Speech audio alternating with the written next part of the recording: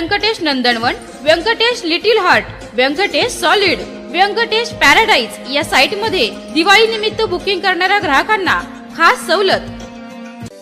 Sai developers निर्मित अत्यंत कमी दरामध्ये सासवडमध्ये प्रथमच हिवरकर मळ्यामध्ये रेसिडेन्सी झोन मधील 1-2 गुंठ्याचे बंगलो प्लॉट उपलब्ध।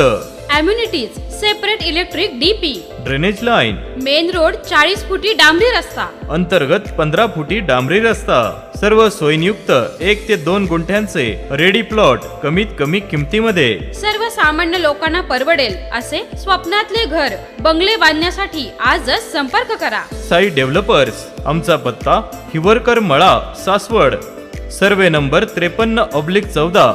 अधिक माहितीसाठी संपर्क मोबाईल 9850 53 39 06 आणि 9890 01 79 28।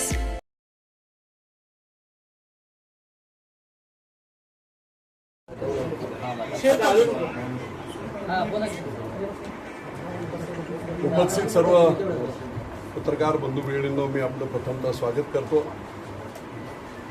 सासवडसारख्या ठिकाणी इतक्या लांब आपण सर्वजण आलात त्याबद्दल आपले सर्वांचे आभार मानतो।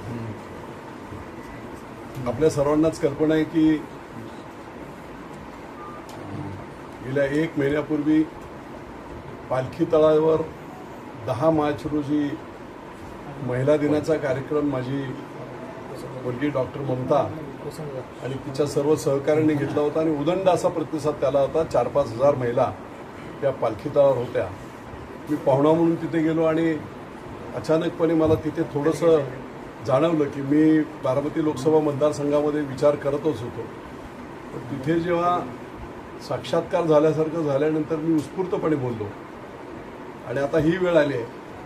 5,50,000 पवार विरोधी मतदान ह्या ननंद भाऊजाई असतील तर कोणाला होणार, अशा प्रकारचं विचार केल्यानंतर लोकशाहीमध्ये मतदारांना पूर्णपणे मतदारांचा त्यांच्या चॉईसचा उमेदवार निवडण्याचा अधिकार द्यावा या परमोच्च हेतूने मी ही निवडणूक लढणार असं जाहीर केलं। लोकशाही न्यूजने लाईव्ह ते दाखवल्यानंतर मग दुसऱ्या दिवसापासून TV9 पासून सर्वच मीडिया या बाबतीत सतर्क झाला आणि गेले 15 दिवस आम्ही कुठच्याही प्रकारे ही निवडणूक लढायचीच या ठाम निर्णयाप्रत आम्ही सर्वजण होतो। म्हणजे आता तुम्हाला वर पाठवलं मी, खाली जेव्हा तुम्ही आला त्यावेळेस थोडीशी गर्दी कमी होती आज रंगपंचमी आणि एक मयत झाल्यामुळे, पण नंतर तो सगळा रोष आला। हजारो शेकडो कार्यकर्ते होते, सर्व पदाधिकारी, आणि या बाबतीत जरी मी तर हेच सांगितलं होतं की मी निर्णय कार्यकर्त्यांना विश्वासात घेऊन घेईन, त्यावेळेस बऱ्याच तिखट प्रतिक्रिया सुद्धा मला ऐकाव्या लागल्या आणि मग नीट त्यांना समजावून मी लढल्यानंतर काय झालं असतं, मी खासदार झालो असतो तरी काय झालं असतं, जर आपल्याकडे कनेक्ट कुणाचं नसतं तर लोकांचं किती नुकसान झालं असतं, पुढच्या पिढ्यांचं काय नुकसान झालं असतं। त्याच्याऐवजी एवढ्या सगळ्या पुढे जाऊन एकच फोन मला असा आला होता। माझी मुख्यमंत्र्यांशी चर्चा झाली होती फोनवर, मुख्यमंत्र्यांशी 2दा प्रत्यक्ष चर्चा झाली, तरी मी माझा निर्णय बदलला नव्हता आणि लोकांचा पूर्णपणे सगळ्या विधानसभा मतदारसंघातून बारामतीच्या दौंड असेल, इंदापूर असेल, भोर असेल, पुरंदर असेल, खडकवासला सगळीकडून जो एक सुप्त अंडरकरंट मला दिसला, लोकांचे अगदी राष्ट्रवादीचे काही पदाधिकारी याच्यात सामील होते, भाजपचे देखील काही पदाधिकारी याच्यात सामील होते, काँग्रेसचे देखील काही लोक या संपूर्ण लढ्यात सामील झालेले की हे केलं पाहिजे। मी ठरवलं होतं ते करायचं, परंतु एक फोन खदगावकर करून जे आमचे ओळखी आहेत मुख्यमंत्री महोदयांचे, मी ऐकतच नाही। त्यावेळेस माझ्यावर मुख्यमंत्री रागावले सुद्धा एकदा, पण तरी मी निघून आलो आणि मग खदगावकरांचा एक फोन मला वाटते 26 तारखेला मला आला। बापू, मुख्यमंत्र्यांना अडचण होते तुमच्यामुळे, महायुतीला अडचण होते तुमच्यामुळे, सर्व ठिकाणी जर अपक्ष उमेदवार जर लोकांनी एकमेकांच्या विरुद्ध केले तर महाविकास आघाडीचा फायदा होत कदाचित 10-20 खासदार पडतील अशी परिस्थिती आहे आणि त्यामुळे आपल्याला आपल्या मुख्यमंत्र्यांना सांभाळायचं आहे। कोणत्याही परिस्थितीमध्ये त्यांना कुठेतरी ऐकत नाही विजय शिवतारे, यामुळे वरिष्ठ नेत्यांकडून जर काही गैरसमज झाले तर ते चालणार नाही. हे जेव्हा मला त्यांनी सांगितलं एका क्षणार्धात की याच्यामुळे मुख्यमंत्र्यांची अडचण होते आणि महायुतीची अडचण होते. एका आपल्या स्थानिक लढ्यासाठी राज्याचं हित आणि त्याचबरोबर पंतप्रधान मोदी यांना बनवण्यासाठी तिसऱ्यांदा देशाची सत्ता भाजपच्या हातात, पुन्हा राष्ट्रनिष्ठ देशाची सत्ता भाजपकडे देण्यासाठी जर कुठे माझ्या हातून जर काही अशा प्रकारचा प्रमाद घडला तर कदाचित तो इतिहासात लिहिला जाईल. आणि म्हणून निव्वळ आणि निव्वळ मुख्यमंत्र्यांच्या त्या ओळीजींच्या एका फोनवर मी म्हटलं मी लगेच येतो. मुख्यमंत्री त्यावेळेस मंदिरात कुठे राजस्थानला गेले होते. मला लगेच कॉन्फरन्सवरून फोन लावून दिला आणि मुख्यमंत्री महोदय खुश झाले. बरं ठीक आहे की चांगला निर्णय तुम्ही घेताय, आपल्या सगळ्यांचा तो हिताच आहे. आणि म्हणून मग 27-28 तारखेला रात्री 11 ते 2 3 तास मुख्यमंत्री दोन्ही उपमुख्यमंत्री अशी चर्चा झाली. मी सुरुवातीला सगळं ऐकून घेतलं. नंतर माझंही म्हणणं की कशामुळे काय झालं आता ते निगेटिव्हली बोलणार नाही, पण मला शारीरिक त्रास जो झाला, मला आणखी अडचणी झाल्या, माझं मोठ्या प्रमाणात नुकसान झालं, माझ्या लोकांचं नुकसान झालं. 5 वर्ष माझा गुंजवणीचा प्रकल्प रखडला, विमानतळ रखडलं, राष्ट्रीय बाजार रखडला. हे जर मी आमदार असतो तर आता इतक्या दुष्काळामध्ये पूर्ण पाणी फिरलेलं असतं. कारण लार्सन टुब्रोला मी 3 वर्षाचा पिरियड एक्झिक्युशनसाठी दिला होता, लेंग पाईपलाईन पूर्ण करायला, आणि 2 वर्ष ते चालवून दाखवण्यासाठी होतं. 5ही वर्ष संपत आले. जर मी आमदार असतो तर कदाचित पाठी लागून हे झालं असतं. नाही झालं काय हरकत नाही, कोणाला दोष देण्याचं कारण नाही. पण आत्ता जेव्हा मी सगळ्यांचं त्यांचं ऐकून घेतल्यानंतर 1 तासानंतर मी ज्या माझ्या प्रमुख मागण्या होत्या त्या प्रमुख मागण्या, शेवटी आमच्यासारखी मंडळी राजकारणात काय स्वार्थाच्या पलीकडे अब्जो रुपयांचे व्यवसाय करून निव्वळ डेडिकेशन, समर्पित आयुष्य, मी देवळात बोललो होतो की इथून पुढचं माझं आयुष्य हे पूर्णपणे राज्यासाठी, मतदारसंघासाठी, लोकांसाठी समर्पित आहे, कसलेही हँकीपेंकी नाही. आणि म्हणून मग याच्यामधून एक चांगल्या प्रकारचं जर गोष्ट घडली, हा पुरंदरचा तह जसा इतिहासात आहे तसा हा जर तह झाला तर त्याच्यामधून काही चांगल्या गोष्टी जर अचीव झाल्या तर त्याचा आनंद आहे. शेवटी राजकारण आम्ही कशासाठी, लोकांच्याच हितासाठी करत असतो. आणि म्हणून महत्त्वाचे जे प्रश्न आहेत त्याच्यामध्ये 1 नंबरचं गुंजवणीचं धरण मी पूर्ण केलेलं आहे. 1307 कोटीची लार्सन टुब्रोला पाईपलाईनची ऑर्डर दिलेली आहे. आज 4 वर्षे डिले झाल्यामुळे त्याची किंमत वाढलेली आहे. त्याचप्रमाणे वाझेगार, वांगणे आणि शिवगंगा खोरक या 3 उपसा सिंचन योजना भोरच्या माझ्या शेतकऱ्यांसाठी अत्यंत आवश्यक आहे. मी मंत्री असताना त्या मंजूर केल्या होत्या, पण पुढे मुख्यमंत्री देवेंद्र फडणवीस असताना सुद्धा त्या मंजूर झाल्या होत्या. पुढे त्याचा फॉलोअप झाला नाही, शेतकऱ्यांची आंदोलनं झाली आणि ते काम ठप्प आहे. कोणत्याही परिस्थितीमध्ये आचारसंहितेच्या पिरियडमध्ये या योजनांचं संपूर्ण पेपरवर्क पूर्ण करून आचारसंहिता संपल्याबरोबर गुंजवणीच्या पाईपलाईनच्या वाढीव खर्चासह 3 या उपसा सिंचन योजना या प्रकल्पाने टाकून 1782 कोटी रुपयाची सुधारित प्रशासकीय मान्यता या प्रकल्पाला देऊन त्वरित पाईपलाईनचं काम, एकदा त्यांच्या मंजुऱ्या झाल्या, काम सुरू झालं पंपिंगचं स्टेशनचं वगैरे की काही अडचणी नाही. त्यामुळे निश्चितपणे ह्या पाईपलाईनचं काम सुरू होईल. याच्यात आणखी एक चूक नंतरच्या काळामध्ये महाविकास आघाडीच्या काळात झाली होती. मूळ जी पाईपलाईन होती ती पाईपलाईन पुरंदरमध्ये वाल्याच्या 12 वाड्यामधून राखेपर्यंत जात होती.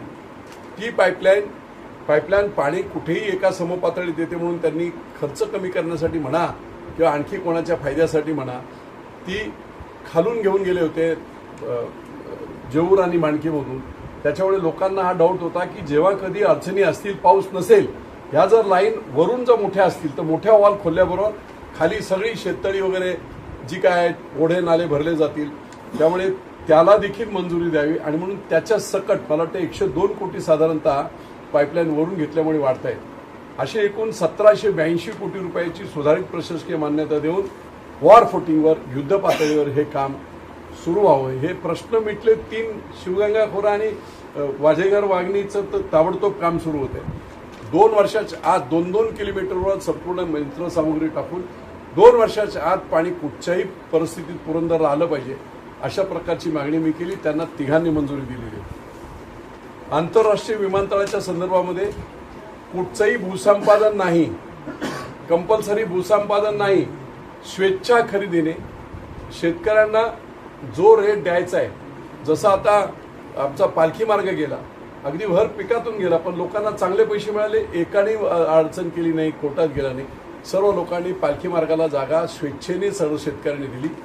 तशा प्रकारे स्वेच्छा खरेदीने जर लोकांना जमीन द्यायची असेल तर स्वेच्छा खरेदीचा रेट जाहीर करा, पैशांची तरतूद करा. कारण एकदा स्वेच्छा खरेदीला 100 लोक आले आणि जर पैसे द्यायला नसतील तर अडचण होईल. तुम्ही निदान 1000-2000 कोटीची व्यवस्था करून स्वेच्छा खरेदी जाहीर करा. ज्यांना द्यायचं असेल, जर नाही शेतकऱ्यांनी दिली मग काही प्रश्न नाही, कोणालाही फोर्स केला जाणार नाही. आंतरराष्ट्रीय विमानतळ या बाबतीत मार्गी लागलं पाहिजे. हा देखील दुसरा एक प्रकल्प मी त्यांना सांगितला. दिवे येथे 200 एकरवर राष्ट्रीय बाजार याचं मी नियोजन केलं होतं. मुख्यमंत्री देवेंद्र फडणवीस असताना त्यांनी मंजुरी दिली होती. विभागीय आयुक्त आणि मार्केट समितीचे त्यावेळचे प्रशासक देशमुख या सर्वांनी तो प्रकल्प बनवला होता, प्रस्ताव बनवला होता. कलेक्टरांच्या मंजुरी झाल्या होत्या. सरकार बदलल्यानंतर तो थंड्या बस्त्यात गेला होता. तो परत हे करून 200 एकर फुकटची जागा आहे, गायरांची जागा आहे. पण शेतकऱ्यांना माझ्या पूर्णपणे इथे जर मार्केट झालं तर आज कुठे इकडे बसतायत, तिकडे बसतायत, तिकडे बसतायत, संपूर्ण पुणे जिल्ह्यातले सगळे मोठे शेतकरी, त्यांच्यासाठीची एक महत्त्वाची ही योजना होईल आणि शेतकऱ्यांना भाव देखील चांगला मिळण्यासाठीची मदत होईल. त्यामुळे गायरांची जमीन आहे, फक्त मंजुरी करून बांधकामासाठी पैसे द्यायचे ते बाजार करावा, त्याला देखील त्यांनी मान्यता दिली. फुरसुंगी आणि देवाची उरुळी नगरपालिका अंतिम शासन निर्णय.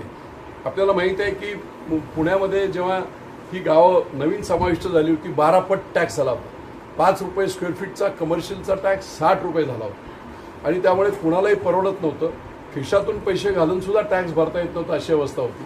आणि मग कायदा काय बदलता येत नाही म्हणून एक नवीन कल्पना मी मांडली आणि मुख्यमंत्र्यांनी आणि सर्व अधिकाऱ्यांनी मान्य केली की देवाची आणि फुरसुंगी 2 पूर्ण गाव आहेत. ही 2 पूर्ण गावं बाजूला करून त्याची नगर परिषद करावी. पहिलं GR निघाला, नोटिफिकेशन निघालं, त्याच्यावर सूचना आणि हरकतीसाठी 60 दिवसाचा जो वेळ दिला होता तो झाला. आणि दुसरं नोटिफिकेशन निघण्याच्या आत हायकोर्टात काही लोक गेले होते, काही पक्षांचे लोक, नाव घेणार नाही, पण हायकोर्टाने त्यांचं ते अपील फेटाळून लावलं. पुढे राजकीय काही घडामोडी झाल्या आणि थोडंसं ते थंड झालं. मी तिघांनाही आता विनंती केली आहे की दुसरं नोटिफिकेशन जे आहे, आचारसंहिता संपल्याबरोबर सगळी प्रोसेस झालेली आहे. 12 नोव्हेंबरला मिटिंग झाली, त्या दिवशी मुख्यमंत्री महोदयांनी लिहिलं आहे की सुप्रीम कोर्टाची एक केस आहे, त्याचा निर्णय आणि वॉर्डचे एकदा निर्णय झाले की ताबडतोब त्याच दिवशी दुसरी अंतिम सूचना तुम्ही काढा, असा लेखी आदेश 12 नोव्हेंबरच्या मिनिट्स ऑफ मीटिंगमध्ये दिलाय. त्याची अंमलबजावणी आपण करावी हे देखील सांगितलेलं आहे.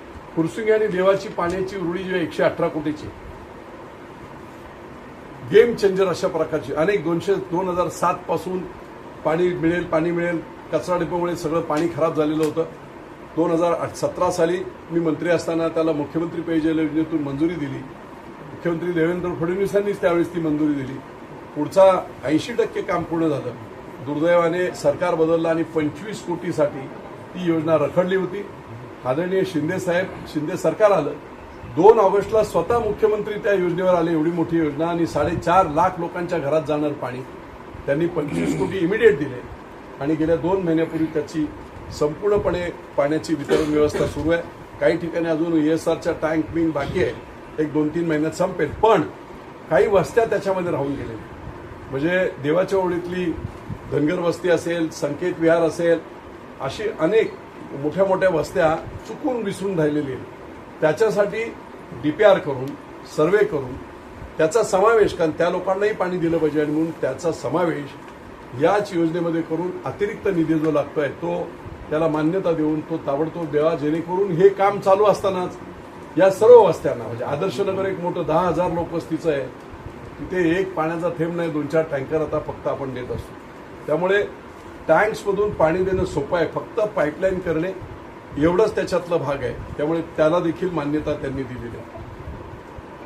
पुरंदरसाठी, बारामतीच्या दुष्काळी पट्ट्यासाठी आणि दौंडच्या काही दुष्काळी भागासाठी वरदान ठरलेली पुरंदर उपसा योजना 2012 साली मी कार्यान्वित केली, मी आमदार झाल्यानंतर. दुर्दैवाने त्याच्यावर मेंटेनन्स वगैरे जो काय व्हायला पाहिजे होता तो झाला नाही आणि आता 10-12 वर्षात सततच्या मशीन चालून पंप चालून विअर अँड टिअर खूप झालेलं आहे आणि सततचे पंप बंद पडत असतात. एवढा दुष्काळ आहे, सर्व ठिकाणी पाण्याची बोंब आहे. आज पुरंदरमध्ये तुमचं पिसर्वे असेल, माळशिरस असेल, इकडचे सगळे ऊस सुकलेले आहेत. त्यामुळे ही योजना चालवण्यासाठी इमिडिएट 56 कोटी रुपयांची गरज आहे. त्याची तरतूद अर्थसंकल्पात मी त्याच वेळेस करून घेतली होती. ते तुमच्या महत्वाच्या बातम्या आल्या ती लिस्ट आम्हाला द्या. तुम्हाला देतो. एकच मिनिट. निर्णय सांगा. बारामतीच्या जिरायती भागाला 50 वर्षात पाणी देता आलं नव्हतं. माझ्या मंत्र्याच्या अभ्यासानुसार नीरा नदीतलं पाणी करा नदीमध्ये टाकून बॅरेज करून अख्खी करा भरून ठेवायची. हा प्रश्न कायमचा संपेल, त्याच्यावर देखील काम इमिडिएट सुरू करण्याच्या जलसंपदा मंत्र्यांनी म्हणजे मुख्यमंत्री उपमुख्यमंत्र्यांनी ऑर्डर दिलेली आहे. मुख्यमंत्र्यांनी त्याला जेजुरी दिलेलं आहे. जेजुरी देवस्थान विकास आराखडा ऐकून म्हणजे लोकांना माझ्या माहीत पडेल माझ्या मते 349 कोटीचा जेजुरी विकास आराखडा मी 2018ला केला. 109 कोटी रुपये शिंदे सरकार आल्यानंतर मिळाले. पुढचे 100 कोटी रुपये ताबडतोब आम्हाला द्यावे जेणेकरून मार्चपर्यंत ते काम सुरू होईल. आणखी खूप महत्वाची गोष्ट जी चांगल्या प्रकारची न्यूज होऊ शकते, पुण्यामध्ये आता जागा कमी आहेत, शहर वाढतं आणि म्हणून पुण्यामध्ये असणारे जे गोडाऊन्स आहेत जिथे संपूर्णपणे आपली लोकसभेची मोजणी वगैरे चालते, पुण्यामध्ये आता एखादं मोठं हॉस्पिटल बांधायचं असेल वगैरे जागा नाही आणि म्हणून ती जी गोडाऊन्स आहे ती वडकी इथे 17 एकर गायरान आहे. त्या गायरांना जर शिफ्ट केली तर एवढी मोठी जागा पब्लिक पर्पजसाठी पुण्या शहरामध्ये मिळेल. ती एक त्यांना मी मागणी केली आहे. आणि त्याचबरोबर माझ्याकडे कोडीत असेल, दिवे असेल, इथे 400 एकर जमिनी आहे, गायरांच्या जमिनी. त्याच्यामध्ये सेंट्रल बाग, कारण आतापर्यंत काय झाले, केंद्र सरकारचे सगळे प्रकल्प बारामती, मोठं कृषी विद्यालय, संशोधन केंद्र या 400 एकरवर इथे जर केलं ती जागा उपलब्ध आहे. त्या तिघांनी एका मिनिटामध्ये, कारण एवढी जागा उपलब्ध असेल तर मोठं प्रकल्प आपण केंद्र सरकारचा राज्य सरकारचा घेऊ अशी देखील त्यांनी मान्यता दिलेली आहे. आणि त्यामुळे अगदी क्लिअर कट माझ्या लोकांना मला समजावं लागलं की उद्या मी खासदारकी लढून जिंकलो असतो तर काय करू शकलो असतो, हरलो असतो तर काय झालं असतं. एवढ्या सगळ्या नेत्यांशी जर आपण कनेक्ट तोडून काही गोष्टी केल्या तर लोकांच्या हिताचं नाही. आणि म्हणून या सगळ्या गोष्टी आमच्या मंजूर झाल्या. जे काही आमदार खासदार बनून होणार आहे ते सगळं आज तुम्हाला दोन्ही मुख्यमंत्र्यांनी आणि दोन्ही उपमुख्यमंत्र्यांनी सांगितलंय. आणि हे मी तुम्हाला आत्ता सांगतोय, पण या सगळ्या घोषणा प्रचाराच्या दरम्यान दोन्ही उपमुख्यमंत्री आणि मुख्यमंत्री पालखी तळावर पुरंदरच्या आणि संपूर्ण बारामतीच्या जनतेच्या समोर करणार आहेत, हे त्यांनी स्वतः सांगितलेलं आहे. राहिली गोष्ट माझ्या वैयक्तिक या बाबतीतली आमदारकी आणि या बाबतीतली, मी स्पष्टपणे सांगितलं, जे तुम्हाला बोलायचं ते मला सांगू नका. मी निव्वळ आमदारकी वगैरेसाठी इथे आलो नाही. माझं लोकांचं काम झालं पाहिजे. हे प्रकल्प एवढे मोठे गेम चेंजर, मला माहित नाही मी किती जगेल आणि काय नाही. किडनीचा त्रास आहे, डायलिसिस आहे, ओपन हार्ट सर्जरी झालेली आहे. हे प्रकल्प पूर्ण होणे ही काळाची गरज आहे. नवीन पुणे पुरंदर होणार आहे. एकदा एअरपोर्ट आला की जसं मुंबई नवी मुंबई, दिल्ली नवी दिल्ली, तसा पुरंदर हा ग्रीन प्रोजेक्ट संपूर्ण होत प्रचंड प्रमाणामध्ये नोकरीच्या व्यवसायाच्या संधी या पाणी आणि त्याच्याबरोबर एअरपोर्टमुळे बाजारामुळे होणार आहे. हे प्रकल्प महत्त्वाचे आहेत आणि म्हणून हे सगळं लक्षात घेता मी आज सगळ्या कार्यकर्त्यांना विनंती केली. खूप विरोध झाला. पुंडे साहेब, तुम्ही कदाचित खालून ऐकत असाल, वरून आवाज येतो, आवाज जोर जोरात एकदम काही लोक म्हणजे त्याला विरोध करत होते. पण जेव्हा शेवटी एखादी गोष्ट आपण करत असताना त्याच्यातून साध्य काय होतंय लोकांसाठी, राजकारण समाजकारण लोकांसाठी करत असताना वैयक्तिक प्रतिष्ठा बाजूला ठेवून त्यांचं हित पाहिलं पाहिजे. आणि म्हणून कोणत्याही प्रकारच्या विधानसभेच्या बाबतीतल्या ज्या काही घोषणा असतील त्या मुख्यमंत्री आणि उपमुख्यमंत्री अजितदादांपासून सगळे पालखी तळावर सगळ्या लोकांच्या साक्षीने करतील. तो एवढा महत्त्वाचा मुद्दा नाही.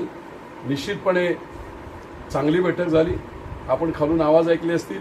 शेवटी मी सांगितलं क्लिअर कट, इथे संपूर्ण शिवसेना आणि राष्ट्रवादीची भले 20-25 हजार मतं, पण कमीत कमी पुरंदरमधून 1.5 लाख मतं ही महायुतीच्या उमेदवाराला झाली पाहिजे.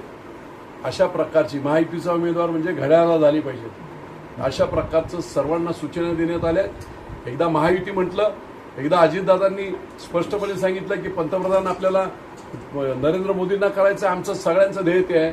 त्यामुळे आता आपल्याला तो तसा हे राहणार नाही आणि म्हणून कुठच्याही परिस्थितीमध्ये एक मत देखील इकडे तिकडे जाता कामा नये.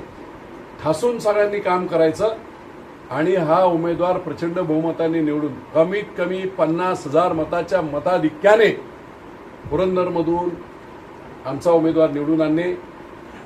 झालं असेल झालं, दादांच्या हातून काही चुका झाल्या असतील, काय झाल्या असतील, पण आज मोठं इप्सित गाठण्यासाठी आम्ही सगळे एकत्र आलो आहोत. त्या भावनेतून ते सगळं बाजूला ठेवून हा उमेदवार निवडून आणून पंतप्रधान मोदींचे हात बळकट करण्याचं काम करावं असा ठराव आज आम्ही केला. आणि सुरुवातीच्या काही लोकांच्या रिॲक्शन्स होत्या, पण जेव्हा हे सगळं ऐकलं त्याच्यानंतर सर्व लोकांनी एक मुखाने आवाज खालून आपल्याला ऐकायला आला असेल. मगाशी आला तुम्ही त्यावेळेस लोक येत होते. आज रंगपंचमी थोडासा लेट झाला, नंतर पूर्ण जागा नाही जरासुद्धा इतकी हे झाली आणि त्या जोशामध्ये सर्वांनी महायुतीच्या घोषणा दिल्या, एकनाथभाई शिंदेंच्या घोषणा दिल्या, नरेंद्र मोदींच्या घोषणा दिल्या, देवेंद्र फडणवीसांच्या घोषणा दिल्या. लगेच तर नाही नको, पण 1.5 लाख मतदान आम्ही ते करू. दादांशी सुद्धा आमची चर्चा होईल.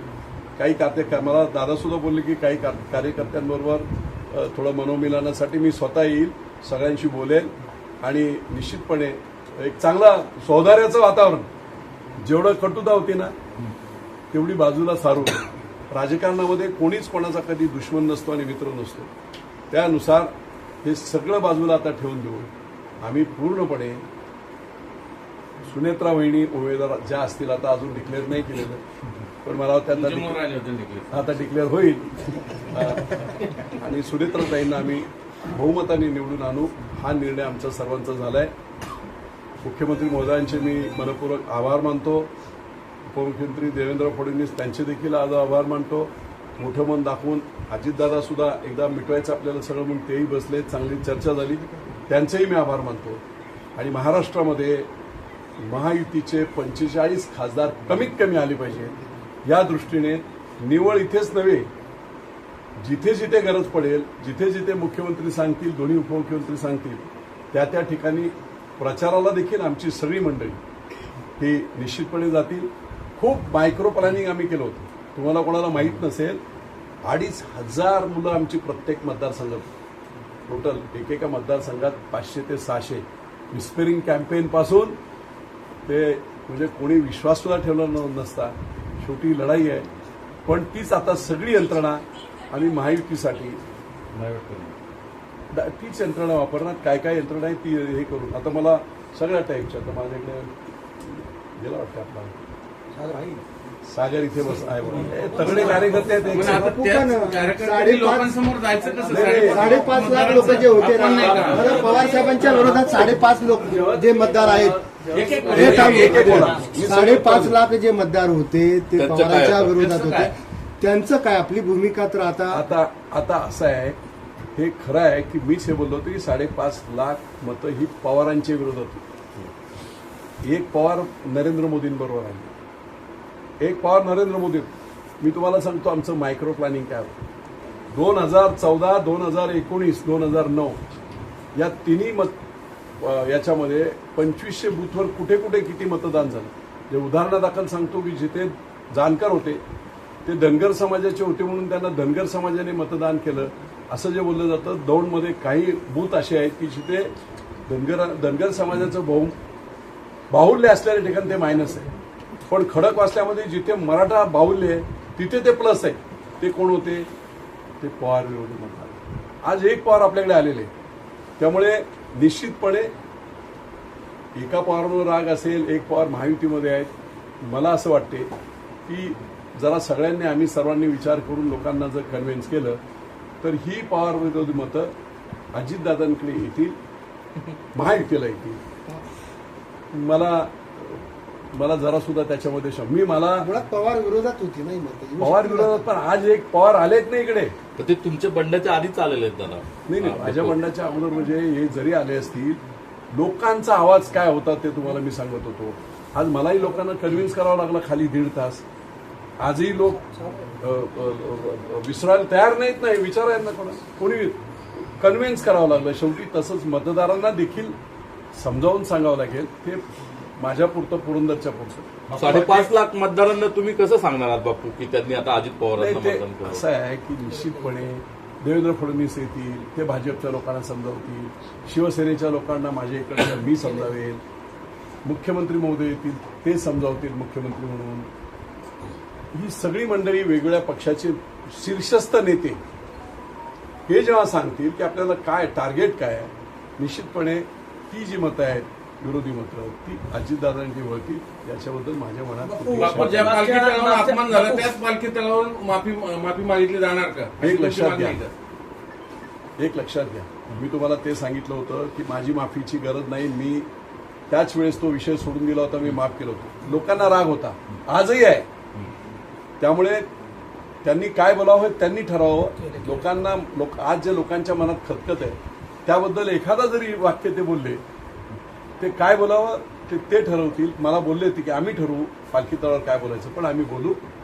जनतेच्या बरोबर ते संवाद करतील आणि जनता आनंदी होईल अशा प्रकारचा तो संवाद असेल. बापू, तुम्ही म्हणजे अजित पवार- बारामती लोकसभेचा 7-12 पवार कुटुंबियांच्या नावावर करायला तयार झालेला. अजित पवार शेवटी पवारच पवार आहे. असू द्या ना. आता काय पवारांनाच होता. एक लक्षात घ्या, जरी मी ते बोललेलं असेल, आता महायुतीचे निर्णय झाल्यानंतर राज्याचं हित महत्वाचं आहे. मुख्यमंत्र्यांना जो काय प्रेशर होता संपूर्ण महायुतीला त्याचा तळा जातो आहे.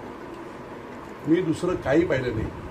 मागे पुढे राजकारणात अनेक संध्या येत असतात, पण आपल्या नेत्याचं ऐकलं पाहिजे. त्यांना कुठे इतक्या अडचणीत येत असताना महायुतीमध्ये दरार पडतो. राष्ट्रवादीच्या काही लोकांनी जाहीर केलं होतं की महायुतीतून बाहेर पडावं की काय. त्यामुळे एका गोष्टीमुळे एवढं सगळं होत असताना मागच्या पुढे कदाचित उद्या असं होईल की पुढच्या वेळेस अजित पवार मला बोलतील पुरंदरमधून लोकसभेला तुम्ही वगैरे राहा. काही होऊ शकते ना. तुम्ही तसा शब्द घेतलाय का? नाही, शब्द काय घेतलाय? सागर बनल्यावरती तुम्ही तसं शब्द घेतलेला तुम्हाला आहे. मी सांगतो, हे मला सुचलेलं खालचं वाक्य आहे. ही चर्चा नाही. विधानसभेला ते आहे ती माझी आहे, पण सांगता येत नाही. तुम्ही 7-12 म्हणून जे सांगितलं त्या बाबतीत कदाचित पुढे विचार होतील ना. आता महायुती आहे, या 5 वर्षासाठी अजित पवारांच्या नावावर 7-12 करायला तयार आहात. 7-12चा प्रश्न येत नाही. अहो, एक 7-12 मी असं म्हटलं होतं की 543 लोकसभा मतदारसंघातील एक लोकसभा मतदारसंघ हा बारामती आहे. हा कुणाचा 7-12 नाही. 7-12 आहे असं नव्हतं म्हणतो. हा कुणाचा 7-12 नाही. त्यामुळे 7-12चा काय प्रश्न आहे. तुम्ही याच ठिकाणावरून अजित पवारांच्या पराभवाचं भाकीत केलेलं होतं. तुम्ही म्हटलं की तुम्ही जरी नाही थांबला तरी रोष जनतेचा, मतदारांचा, कार्यकर्त्यांचा अजित पवारांच्या विरोधात आहेत. सुप्रिया सुळेच विजयी होणार, सुनेत्रा पवार पराभूत होणार असं तुम्ही म्हटलेलं आहात त्या ठिकाणावरून. एक लक्षात घ्या, रोष असतो लोकांचा. लोकांमध्ये प्रचंड भावना होत्या. आत्ता सुद्धा मला 1.5 तास घाम काढला मला. इतक्या रिॲक्शन्स होत्या. त्या सगळ्या रिॲक्शन लोकांना शेवटी कन्व्हिन्स करावं लागतं लोकांना. मी तुम्हाला सांगतो, महायुतीचा उमेदवार 100%. बाकीचं कुठे मी सांगत नाही. मला माहित नाही इंदापूरला काय होईल, भोरला काय होईल. माझी जेवढी यंत्रणा मी लावली होती ती अजितदादांबरोबर मी लावून देतोय. मी ऑलरेडी चर्चा झाली तशी की जी यंत्रणा मी लावली, जे काही अतिशय ग्रासरूटवर असणारे कार्यकर्ते, म्हणजे खडकवासलामध्ये काय गेटर किंग बोलतात त्याला, काय नाही गटर, त्या ढेनेला काय म्हणतात, चेंबर किंग. सकाळी बीटेक माणूस आहे, इंजिनियर. सकाळी उठतो, जेवणाचा डबा घेतो आणि दिवसभर सगळी गटर असतात. त्याच्याबरोबर त्याची पॅरलल BMC सारख्या लोकांची 6 वर्ष 40,000 लोकांशी कनेक्ट असणारा प्रोग्राम. जास्त प्रसिद्ध नाही, पण अशी आम्ही इतकी कनेक्ट केलेले लोक होते. त्याच्या माध्यमातून तुम्हाला माझा ट्रिझर जर दाखवला, इतकी तयारी झाली होती की आज 1 तारखेच्या सभेचा जो ट्रिझर होता तो महाराष्ट्रात गाजला असता. एखाद्या फिल्म इंडस्ट्रीचा ट्रिझर असा नसेल. हा जरा खूपच झालं त्याचं. नाही नाही. काही अशी शब्द करणे हो, योग्य नाही. मागच्या पत्रकार परिषदेमध्ये आपण एक वाक्य बोललो होता, अजित पवार हा विंचू अनेकांना डसला, महादेवाच्या पिंडीवर जाऊन बसला. आता तुम्ही महादेवाच्या पिंडी शेजारी बसून त्यांचा प्रचार करणार का? तुम्ही खांद्याला खांदा लावून प्रचार करणार म्हणून आहे. सांगितल्यावर कशाला काय उगाच चुकीचे प्रश्न विचारता. एक लक्षात घ्या, ही वस्तुस्थिती होती की त्यांच्यावर नाराजी होती. ती उपमा ही अगदी चुकीची होती असंही नाही, पण लोक नाराज होते. जी नाराजी मी पाहिली होती, त्यामुळे प्रचार करणार ना, आता उघड करणार मी सांगितलंच आहे ना. आमच्या लोकांनी हे केलंय. उद्या आता परत आम्ही उद्या किंवा परवा काही प्रमुख नेते अजितदादांशी आणि मुख्यमंत्र्यांशी आणि देवेंद्र फडणवीस परत एकदा मुंबईत आम्ही सगळं ह्या बाबतीतल्या चर्चा करून आखणी करून मग पुढे येणार. बापू, या पुरंदरच्या राजकीय तळामधून तुम्ही तालुक्याला काय मिळालं, मतदारसंघाला काय मिळालं हे सांगितलं, मग काय मिळणार आहे ते वैयक्तिक शिवतारे बापू विजय शिवतारेंना काही गरज नाही कशाची. विधानसभेचं काही विजय शिवतारेंना काय मिळालं, शब्द काय मिळाला? एक मिनिट, कुठचाही शब्द मी ते त्यांनी सांगितलं. मला माझ्या ह्या मागण्या मी अरे मी उभा अपक्ष राहून जिंकून येईल ना, मला काय अडचण येते. त्यामुळे विधानसभेचा विषय काढल्यावर मी थांबवलं. तुम्हाला जे काय बोलायचं नाही ते मला इथे या मीटिंगमध्ये नको. माझा अपमान आहे त्याच्यामध्ये की मला काहीतरी मागायला मी आलो म्हणून इथे. मी स्पष्ट सांगितलं माझ्या विधानसभेबद्दल तुम्हाला जी काय सॉफ्ट करणं बोलायचं आहे, काय करायचं आहे ते पालखी तळावर आपण सर्वांच्या समक्ष बोलावं. इथे त्याची चर्चा नाही. आता थोपटेंना काय सांगणार आहात तुम्ही? थोपटे किंवा इतर मतदारसंघात जाऊन आता त्यांचे थोपटे तर बरोबर आहेत ना, त्यांच्या बरोबर आहेत, महाविकास आघाडी बरोबर आहे. तुम्ही त्यांचा आशीर्वाद घेतला, त्यांचा आशीर्वाद पाठिंबा घेतला, पण मागितला आता होता. ह्या सगळ्या हे बघा, राजकारणात अशा अनेक घडामोडी घडत असतात. तुम्हाला तडजोडी करावी लागतात. त्यांना काय शिवाजी महाराजांच्या काळात सुद्धा महाराजांना 23 किल्ले देऊन पुरंदरचा तह करावा लागला. इतिहासात 300 वर्ष प्रसिद्ध आहे. हा दुसरा तह आहे. चांगल्या हेतूने केलेलं तह आहे, लोकांच्या हितासाठी केलेलं तह आहे. त्यावेळी सुद्धा महाराज बोलले की एक एक माणूस माझा एक एक किल्ल्यासारखा आहे आणि धडाधड माणसं पडतायत ती थांबली पाहिजे म्हणून त्यांनी तह केला. आज सुद्धा महाविकास आघाडीच्या विरोधात लढणारी महायुती, तिथे कोणालाही त्रास होऊ नये, कुठच्याही खासदाराला आमच्या त्रास होऊ नये, भाजपच्या खासदाराला त्रास होऊ नये, राष्ट्रवादीच्या खासदाराला त्रास होऊ नये, या हेतूने हा तडजोडीचा मार्ग मी स्वीकारला. आपल्या सगळ्यांच्या महाराष्ट्राच्या हितासाठी आणि नरेंद्र मोदींना पुन्हा पंतप्रधान बनवण्याची जी काही इच्छा वरिष्ठ नेत्यांची ती पूर्ण अजित पवार ही एक प्रवृत्ती आहे. ती प्रवृत्ती 2.5 तासामध्ये संपली. नाही, 2.5 तासाची नाही हो. एक लक्षात घ्या, वाल्याचा वाल्मिकी झालाय ना, आपण इतिहासात पाहिलंय ना. कोणी माणसाला तुम्ही एवढा एक दोष द्यायचंच कारण नाही. तो जेव्हा चांगल्या वातावरणात येईल, सगळं होईल, त्यावेळेस कदाचित खूप बदल होईल. त्यामुळे निव्वळ तसंच बोलायचं का, वाल्याचा वाल्मिकी झाला हे तुम्ही आम्ही सर्वांनी पाहिलेलं आहे. जेव्हा काही चुका त्यांच्या हातून घडल्या की त्यांनी क्लेश सुद्धा त्या यशवंतराव चव्हाणांच्या समाधीजवळ जाऊन क्लेश काय ते आत्मक्लेश केले होते. ठीक आहे, बोलताना काही माणसं, मी तसं जागाव आहे, थोडं बोलताना शब्द जातात इकडे तिकडे, पण याचा अर्थ माणूस बदलणारच नाही असं नाही. निश्चितपणे तसा बदल त्यांच्यामध्ये आहे, ते मला जाणवलं. 100% स्वाभिमान राखला जाईल. माझ्या लोकांचं हित आहे. मी तेच सांगतो ना, मी उद्या लढलो असतो, खासदार झालो असतो, काय देऊ शकलो असतो माझ्या लोकांना? मी पडलो असतो, सगळं झिरो झालं असतं, माझ्या लोकांना वाऱ्यावर सोडून द्यावं लागलं असतं, काय करू शकतो? त्यामुळे सगळ्या दृष्टीने विचार करून जेव्हा एवढं मोठं अहित होत आहे राज्याच्या दृष्टीने, महायुतीच्या दृष्टीने, त्यावेळेस हा निर्णय घेतलेला आहे. पूर्ण विचारांती अगदी चांगल्या प्रकारे विचार करून. अख्ख्या महाराष्ट्रातून मला फोन आले होते जेव्हा मी लढायला उभारलो. त्यात आपल्या माध्यमातून त्या सर्व महाराष्ट्रातील अनेक नेते, काही काही रिटायर्ड IAS ऑफिसर्स वगैरे, हजारो लोकांचे मला फोन होते. मी आपल्या माध्यमातून त्यांना सुद्धा मनपूर्वक असं त्यांचा आभार मानतो की या लढाईमध्ये ताकद देण्यासाठी ते देखील उभे. बापू, तुम्ही आता माघारी घेताय, अजितदादांना पाठिंबा दिलाय, त्यांचा प्रचार करणार, पण तुम्ही त्यांचं माघारी घ्यायला मी अजून फॉर्म कुठे भरलाय? उमेदवारी माघारी घेताय किंवा बंड, तुमचा शब्द आहे. तुम्ही त्यांचं इमेज जे डॅमेज केलेली होती, त्यांना विंचू म्हणलात, नीच म्हटलात, घमंडी म्हटलात आणि त्यांच्या पराभवाचं पण भाकीत केलं. त्यांचं हे जे इमेज तुम्ही डॅमेज केलेलं आहे, ते इमेज बघा, लोक खूप हे असतात. आता काही गोष्टी ती विश्लेषणं अनेक लोक अनेकांना लावत असतात. जरी समजा ते झालं असेल तर त्याचं मी काय सांगितलं माझ्या पुरंदरमध्ये 50,000 मताचं मताधिक्य मी अजित पवारांना देणार. आमचे सगळे कार्यकर्ते मिळून देणार. पुरंदरमध्ये तुम्ही ते शब्द मागे घेणार का? तुम्ही ते शब्द मागे घेणार